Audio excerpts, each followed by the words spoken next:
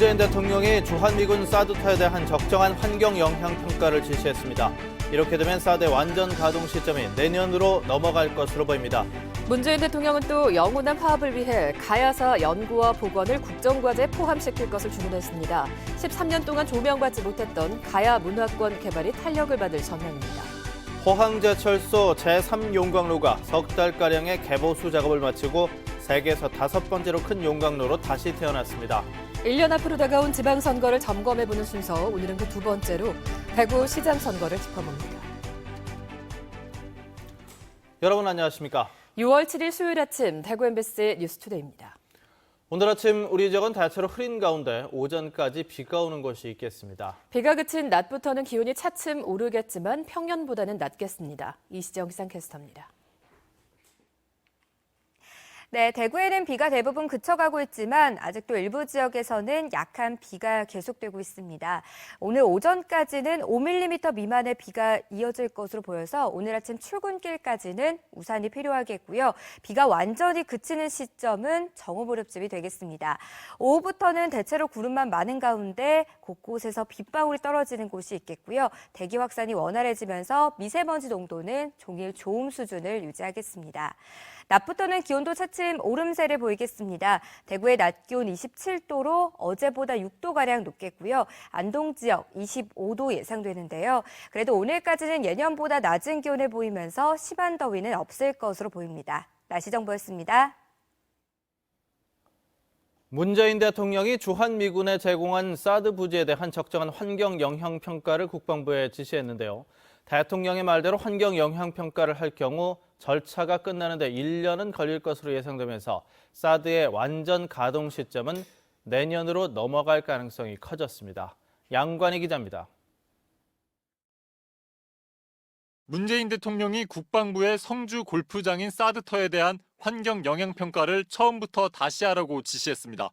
국방부가 그동안 사드터에서 진행해온 소규모 환경 영향 평가를 법령 회피 시도로 간주했기 때문입니다.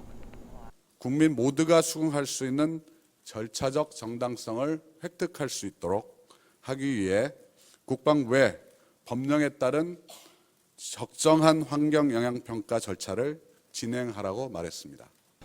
규모가 크고 절차도 복잡한 평가인 전략 환경 영향 평가가 이뤄질 가능성이 커졌습니다.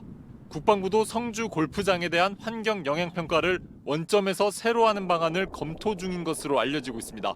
이렇게 되면 환경 영향 평가 절차가 끝나는데 1년은 걸릴 것으로 예상되면서 한미 군당국이 목표로 삼은 올해 사드의 완전 가동 시점은 내년으로 넘어가게 됩니다.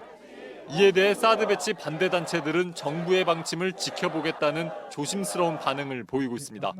절차는 절차대로 밟아가더라도 배치 과정에 이런 문제들, 이런 것들을 다 짚어서 이걸 계기로 해서 사드를 철회하는 그런 결정이 내려지기를 바라고 있습니다. 사드 배치 결정 1년을 한 달가량 앞두고 문재인 정부의 절차적 투명성 강화 조치로 국방부의 속전속결 추진이 사실상 무산되면서 사드 배치를 둘러싼 갈등이 새로운 국면을 맞고 있습니다. MBC 뉴스 양관입니다. 또 문재인 대통령은 영호남 화합을 위해 가야사 연구와 복원을 국정과제에 포함시킬 것을 주문했습니다. 영호남 17개 시군이 추진하고 있는 가야문화권 개발이 탄력을 받을 것으로 보입니다. 한태연 기자입니다. 문재인 대통령이 가야사를 언급한 것은 지난 1일 대통령 주재 수석 보좌관 회의에서입니다. 지방정책 공약 부분도 지금 정리를 하고 있을 거거든요. 그래서 그 속에 가야사 연구와 복원, 가야사 그 부분을 꼭 좀 포함시켜 주셨으면 좋겠습니다.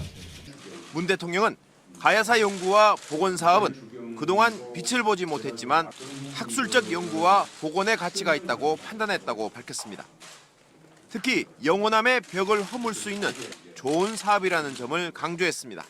이 가야사 연구 복원은 말하자면 영호남이 공동 사업으로 할 수 있는 그런 사업이어서 영호남 간의 어떤 벽을 이렇게 조금 허물 수 있는 그런 좋은 사업 생각됩니다. 고령군을 비롯한 영호남 17개 시군으로 구성된 가야문화권 지역발전협의회는 가야사 연구와 복원 사업이 탄력을 받을 것으로 기대한다며 환영의 뜻을 나타냈습니다. 협의회는 그동안 노력해온 가야문화권 개발과 지원에 관한 특별법도 국회에서 통과될 것으로 기대하고 있습니다. 정부 당국에 좀 관심이 조금 멀어졌던 부분이 대통령께서 이렇게 관심을 가져줌으로써 정부 부처나 또 정치권에서 또 이렇게 나서서 앞으로 이 법이 통과되고 가야문화권을 하나로 연결할 천리길 가야문화 17경 사업과 가야 고분군 세계문화유산 등재 추진, 일본 내 문화재 되찾기 사업 등도 속도를 낼 전망입니다. 가야문화권이지만 그동안 참여하지 않았던 상주시를 비롯한 8개 영호남 시군도 협의회에 가입할 것으로 예상됩니다. 13년 동안 주목을 받지 못했던 대가야 문화사업이 문재인 정부의 국정과제 가운데 하나인 영호남 상생사업에 포함되면서 새로운 전기가 될 것으로 기대됩니다. MBC 뉴스 한태현입니다.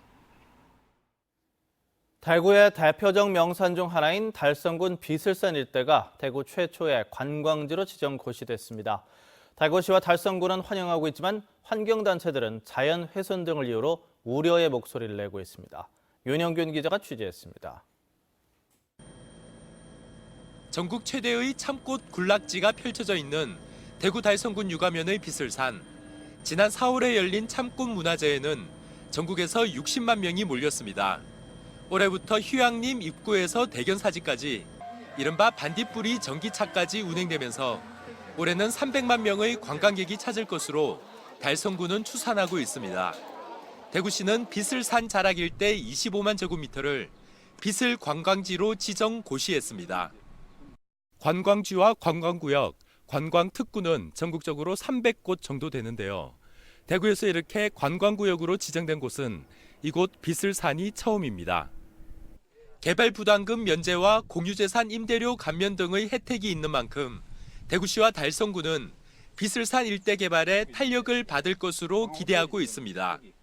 달성군은 오는 2021년까지 600억 원을 들여 이 일대에 유스호스텔과 화석박물관, 상가시설 등을 만들 계획입니다. 작년에 저희들이 봤을 때 한 250만 원이 이제 됐거든, 그죠? 그러면 이 관광지가 개발되고 나면 저희들 한 400만 명, 그리고 이제 장차 달성군 관광객이 1000만 명을 돌파한다고 그래 보고 있습니다. 하지만 환경단체들은 우려의 목소리를 내고 있습니다. 비슬산 케이블카 설치 논란이 이어지는 상황에서 관광을 목적으로 비슬산을 개발하려는 움직임이 본격화되면 환경 파괴가 가속화될 수 있다는 겁니다.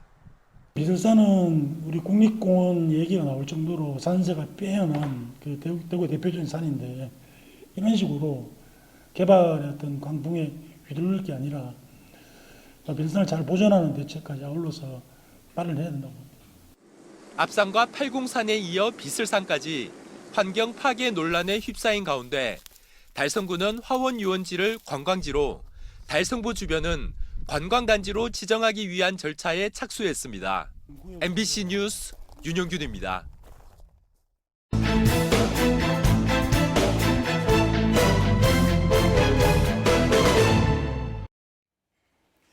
1년 앞으로 다가온 지방선거를 점검해보는 순서, 오늘은 그 두 번째로 대구시장 선거를 짚어보겠습니다. 현 시장에 소속된 자유한국당 내에서도 이미 여러 후보가 거론되고 있고 여당이 된 더불어민주당 그리고 바른정당도 중량감 있는 후보로 도전을 준비하고 있습니다. 보도에 토성진 기자입니다.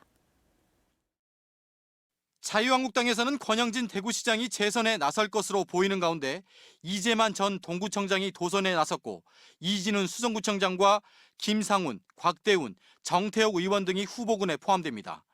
대선에서 유일하게 대구에서만 10%가 넘는 지지율을 기록한 바른정당도 전국 정당 도약을 위해선 대구시장 선거에 각별한 관심을 기울이고 있습니다.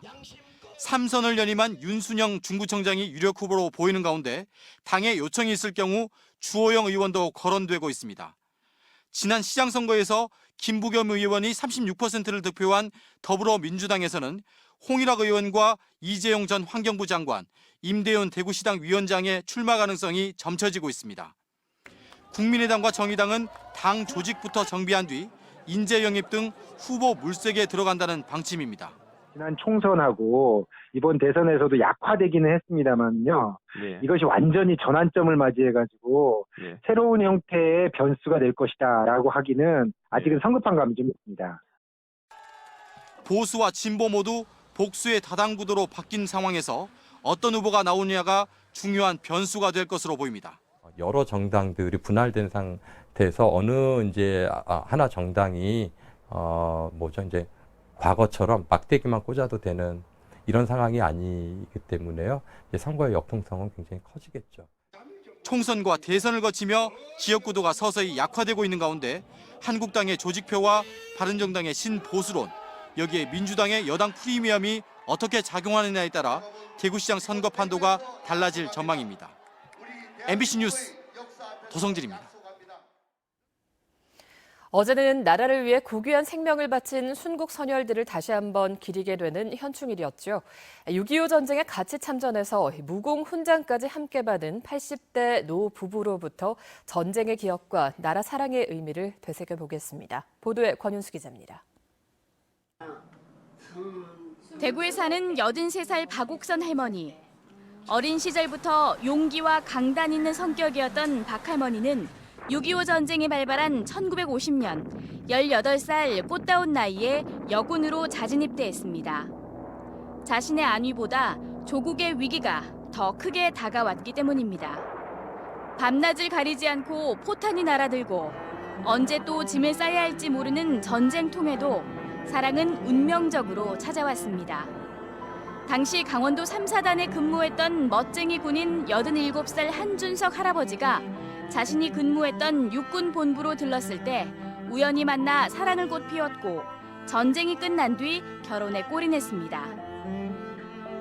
괜찮게 보이죠. 쑥스러우신가? 저는 따라다니는. 따라다녔어요. 그렇지 뭐 따라다녀요. 어디 왼쪽 다리. 같은 민족끼리 총을 겨눴던 전쟁.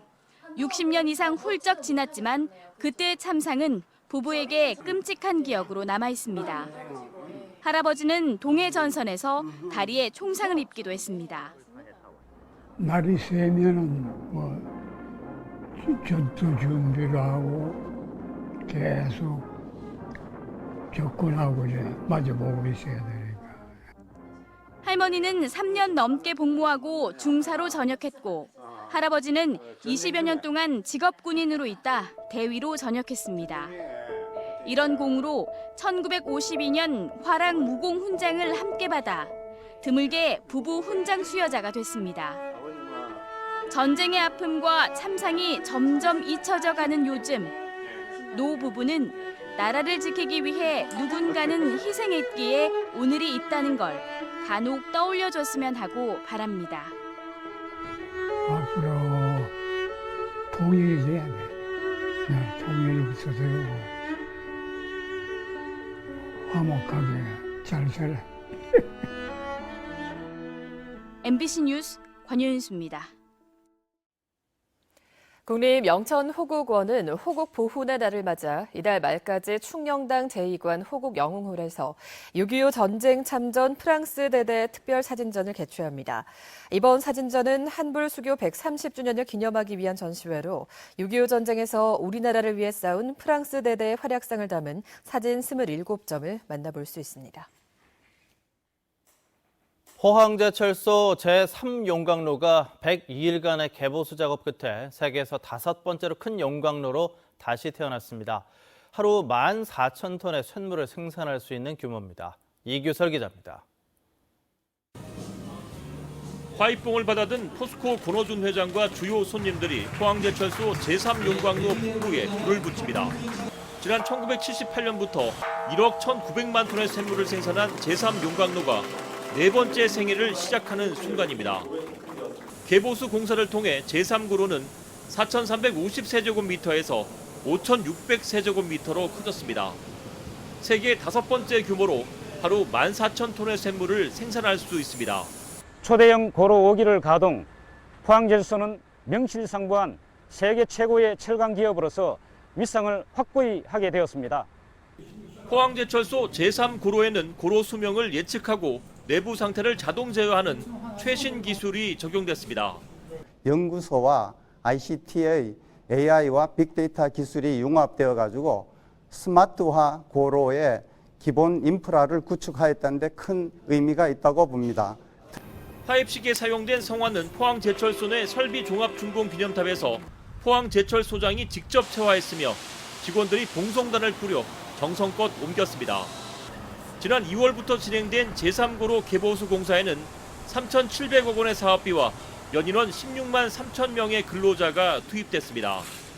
MBC 뉴스 이규설입니다. 지난주 대규모 우박에 봉화와 영주의 농작물이 큰 피해를 입었는데요. 봉화에서는 2,000대 차량이 파손되는 등 우박으로는 전례를 찾기 힘들 정도의 차량 피해도 발생했습니다.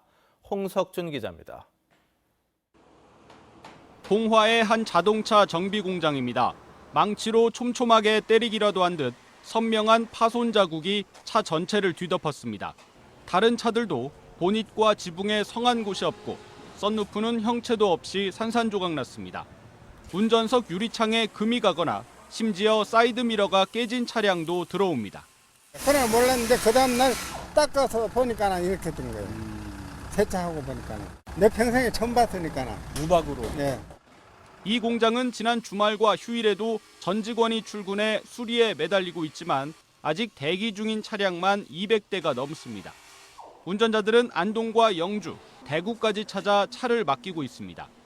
주요 보험사 집계 결과 봉화에서만 무려 2,000대 차량이 우박 피해를 입었고 수리비 추정액도 60억 원이 넘습니다. 현재 시점에 가액이 오버된 수리비가 그러신 분들은 자비로 수리를 못 하시잖아. 그러신 분들은 보험사에 의뢰해가지고 자차 전손 처리로 이제 회차하시는 분들이.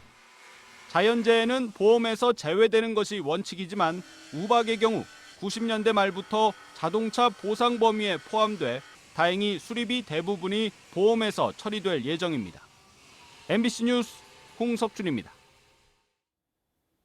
경상북도가 국비 확보를 해서 도내 3개 군에 노후화된 상수도관을 정비합니다. 경상북도는 국비 1,032억 원을 확보해 오는 2021년까지 성주와 의성, 울진 3개 군에서 상수도 현대화 사업을 추진합니다. 이에 따라 해당 3개 군은 한국환경공단 등 위탁기관과 함께 누수지역 공사와 관망 정비, 노수 감지 시스템 설치 등을 진행합니다. 경북도는 이번 사업으로 3개 군 지역의 유수율이 85%로 높아질 것으로 예상했습니다. 그제 5일 대구 검단동에서 발생한 공장 건물 화재가 30시간이 넘도록 완전 진화가 되지 않고 있습니다. 대구 소방안전본부는 현재 화재 현장에서 연기가 계속 올라오고 있어 소방 인력 10여 명이 불이 나지 않도록 현장을 지키고 있습니다. 소방당국은 공장 전체가 패널 구조로 돼 있어 패널 사이에 남아있는 잔불을 정리하는 데 시간이 오래 걸린다고 밝혔습니다. 지난 5일 저녁 8시쯤 대구시 검단동에 있는 사출 금형 공장을 비롯해 8개 업체가 입주한 2,900여 제곱미터 규모의 건물에서 불이 나 소방서 추산 7억 2천만 원의 재산 피해가 났습니다. 경상북도가 지역 균형 발전을 통해서 골고루 잘 사는 경북을 만들기 위해 16개 시군을 성장 촉진 지역으로 정하고 앞으로 5년 동안 1,316억 원을 지원하는 낙후 지역 발전 기본계획을 수립했다고 밝혔습니다. 이번 기본계획에 따라 성주 참외 업사이클링 등 3개 농촌 소득 증대 사업에 145억 원을 지원하는 것을 비롯해서 지역 관광 활성화 사업에 517억 원, 정주 기반 강화 사업에 562억 원 등을 투입합니다. 대구경북연구원은 일본의 4차 산업혁명 대응 전략과 시사점이라는 주제의 대경 CEO 브리핑을 통해서 일본 정부는 산업과 기업의 연결을 위한 기본 전략을 제시했고 삿포로시 등 지자체도 정보통신기술 활용 플랫폼 구축 등 발빠르게 대응하고 있다고 밝혔습니다. 대경연구원은 우리나라도 지자체 차원의 4차 산업혁명 지원 거점이 마련돼야 한다면서 4차 산업혁명 관련 중소기업 전담부서 신설 등 지역 차원의 대응 전략을 준비해야 한다고 조언했습니다. 대구시가 귀가가 늦은 학생이나 여성이 안전하게 택시를 탈 수 있도록 택시 안심 귀가 서비스 통합 앱을 구축해 시행하고 있습니다. 근거리 무선 통신을 이용해 앱을 실행하면 미리 설정한 사람에게 자동으로 차 번호와 기사의 이름, 시간 등 택시 탑승 정보를 전송할 수 있습니다. 대구시는 택시 안심 귀가 앱으로 범죄 예방뿐 아니라 분실물도 쉽게 찾을 수 있다고 설명했습니다. 경상북도가 오늘부터 다음 달 중순까지 관계기관과 함께 본격적인 휴가철에 앞서 해수욕장을 점검합니다. 경상북도와 해양경찰청 등은 도내 해수욕장 25곳을 대상으로 인명구조요원과 구조장비 확보 여부, 샤워장 등 편의시설 정비 실태 등을 점검할 계획입니다.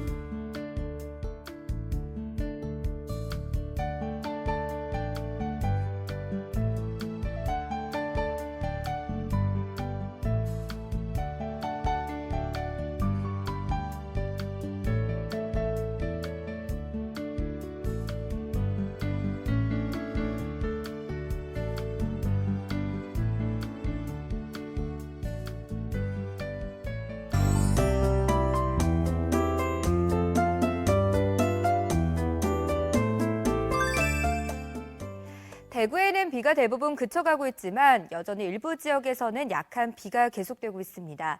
오늘 오전까지는 5mm 미만의 비가 더 내릴 것으로 보여서 오늘 아침 출근길까지는 우산이 필요하겠고요. 비가 완전히 그치는 시점은 정오 무렵쯤이 되겠습니다. 오후부터는 대체로 구름만 많은 가운데 일부 곳곳에 빗방울만 조금 떨어지겠고요. 대기 확산이 원활해지면서 미세먼지 농도는 좋은 수준을 유지하겠습니다. 오늘 서해상에서 다가오는 저기압의 영향을 받다가 차츰 벗어나겠습니다. 자세한 지역별 날씨입니다.